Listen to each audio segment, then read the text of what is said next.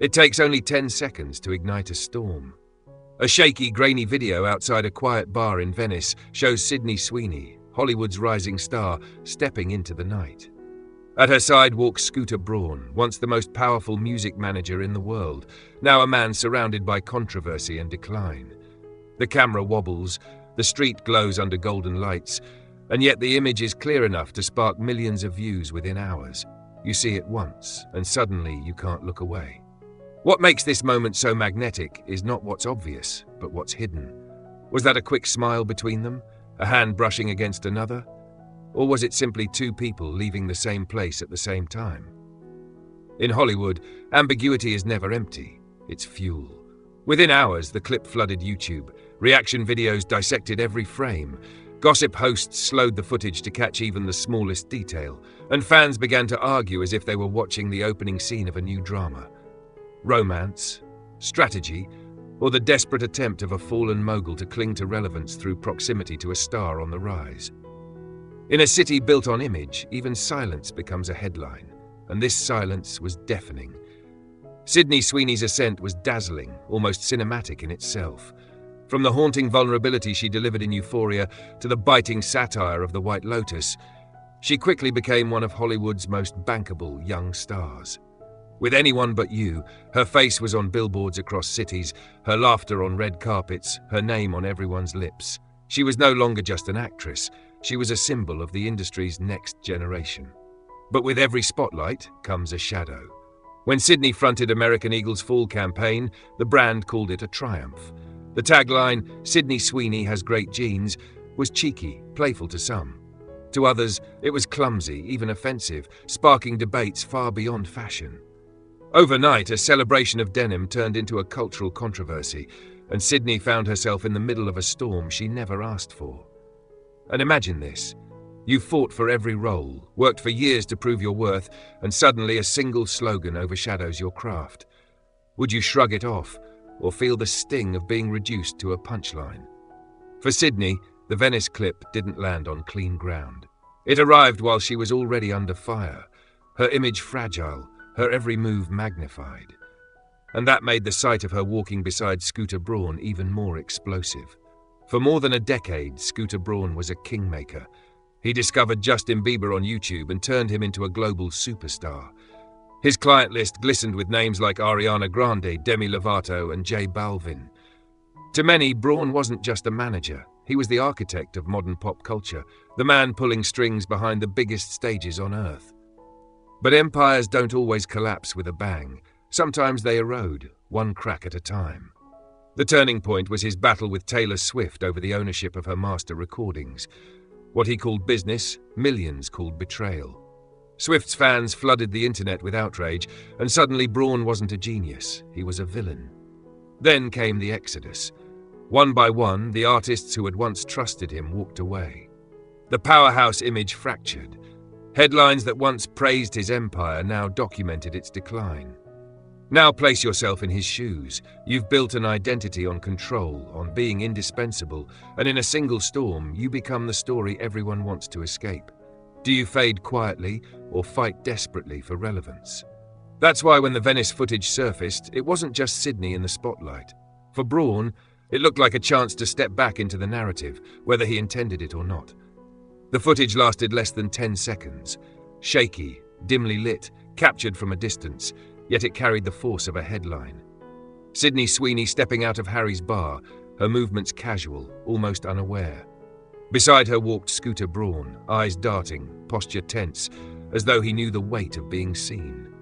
In that fleeting frame, two narratives collided, the promise of a rising star and the shadow of a fallen mogul. Hollywood thrives on symbolism, and this was perfect.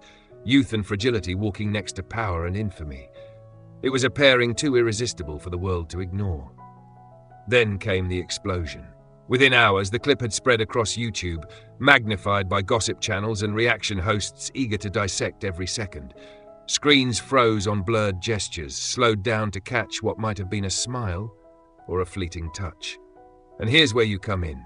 You scroll late at night, the clip flashes across your feed. Do you keep scrolling, or do you lean closer, searching for meaning in the blur? The Venice video wasn't just paparazzi fodder. it became a spark. 10 seconds of silence ignited days of speculation, and in the world of Hollywood, silence often screams louder than words. Once the clip went viral, speculation spread faster than the footage itself. Page 6 whispered that Scooter Braun was obsessed with Sydney Sweeney. Other outlets hinted at a budding romance, while skeptics called it nothing more than a calculated stunt. In Hollywood, perception is currency, and suddenly both Sydney and Scooter were spending it in the public square. Fans fractured into camps. Some worried Sydney was stepping into dangerous territory, linking herself to a man whose reputation had already collapsed under scandal. They saw her as vulnerable, her rising career at risk of being overshadowed by someone else's downfall. Others flipped the narrative, believing Sydney was the one in control, a savvy starlet using controversy to keep her name burning bright. And then there's you. You watch the clip, the headlines, the heated comments. Do you see a love story unfolding, or a desperate play for relevance? Do you sense authenticity, or strategy disguised as coincidence? YouTube amplified the debate. Body language experts broke down every gesture, gossip hosts replayed the footage at half speed, and fans filled comment sections with fiery arguments. What began as 10 seconds of silence had become a theatre of voices, each certain they knew the truth. In that noise, one thing was clear. This wasn't just a rumour, it was a full-blown Hollywood spectacle.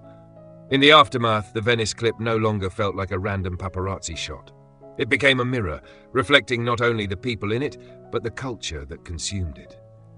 10 seconds of shaky footage turned into days of endless conversation. It reminded the world that in Hollywood, truth and fiction often bleed into one another until all that matters is perception. Sydney Sweeney found herself at the centre once again, not for a performance, but for a moment she never planned. Her rise had been built on undeniable talent. Her raw honesty in Euphoria, her sharp wit in The White Lotus, her effortless charm in Anyone But You. Yet, with each success came new scrutiny. The American Eagle campaign had already shown how quickly praise could twist into backlash. The Venice clip added another layer. Suddenly, people weren't asking about her next role, but about who she walked beside in the dark streets of Italy. For Scooter Braun, the story carried a different weight. Once a figure who dictated the direction of pop music, he had become a symbol of decline. The Taylor Swift Masters dispute had painted him as a villain in the eyes of millions, and the departure of his clients confirmed his fall from grace. And then this, a chance photograph with Hollywood's brightest star. To some it felt like desperation, to others it looked like strategy, but to Braun it was oxygen, the kind of attention that could keep his name alive in a city that forgets quickly. The legacy of this scandal isn't really about romance or chance encounters. It is about power, who has it, who has lost it, and how far each will go to reclaim it. Platforms like YouTube turned a silent clip into a roaring spectacle. TikTok stitched it into endless theories, while headlines magnified the uncertainty into a cultural event. What it revealed is that fame is no longer dictated solely by studios or managers. It is shaped, amplified, and sometimes distorted by the audience itself. And that's where you come in. When you watch the Venice clip, what do you see?